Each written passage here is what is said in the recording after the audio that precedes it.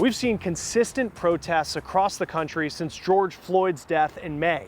But there's disagreement over whether they're peaceful protests or dangerous riots. Alexa Liacco went to a city where people agree on one thing, and that's having a safer community.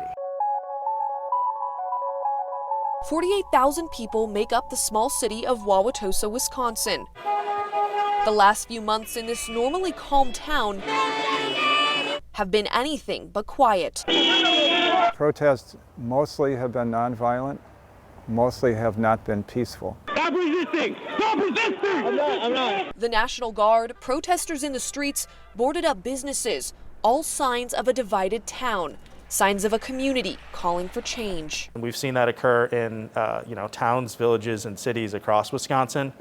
Folks really leaning in to engage and organize and demand what's important. In Wauwatosa, police reform is at the top of the list. Families marched through the streets like never before after this officer was involved in his third deadly shooting in 5 years.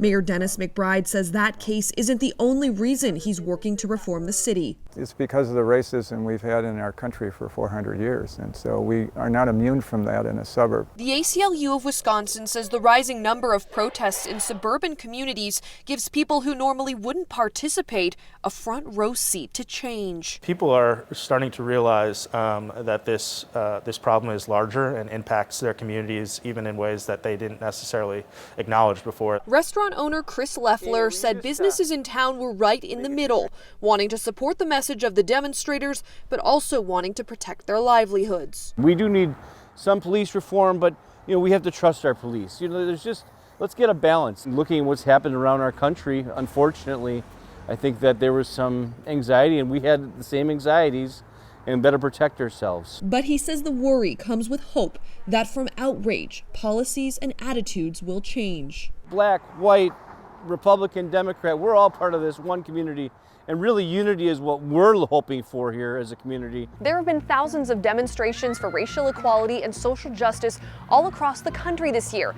But now more than ever, smaller suburban communities like Wauwatosa are getting involved in civic demonstrations. Experts say one of the reasons these smaller communities are more involved than ever before, social media is making it easier for people to organize and connect.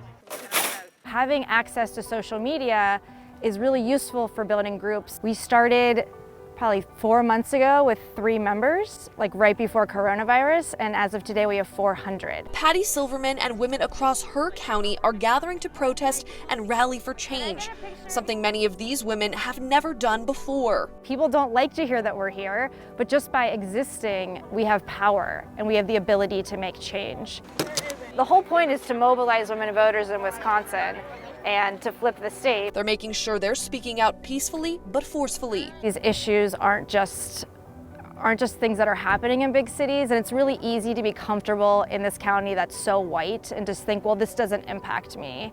But this is a time, and we're seeing in the last 4 years, the consequences of not speaking out. And keeping the community involved is something these women and their neighbors want to see continue, not just this year, but for years to come. We can't be complacent. And they believe starting on the smallest level, in the quietest communities, is the best way to fight the silence stopping change.